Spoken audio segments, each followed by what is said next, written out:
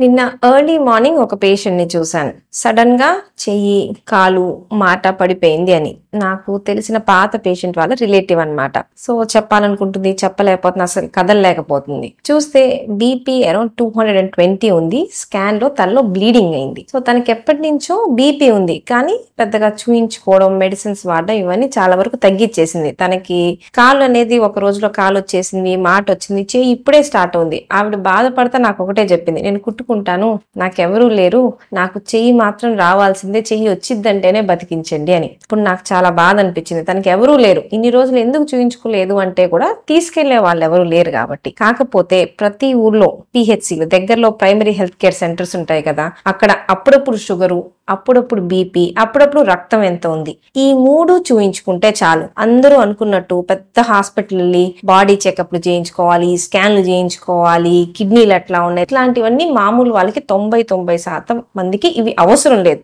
Basic BP, sugar అనేది అది మన బాధ్యత. 40 దాటింది అంటే ఎవ్రీ 6 months కో 1 year కో మనం ఖచ్చితంగా వీటి వరకు రూపాయి కూడా ఖర్చు అవ్వదు, వీటి వరకు అయినా దగ్గరలో చేయించుకుంటే మనం ఇట్లాంటివన్నీ అరికట్టవచ్చు.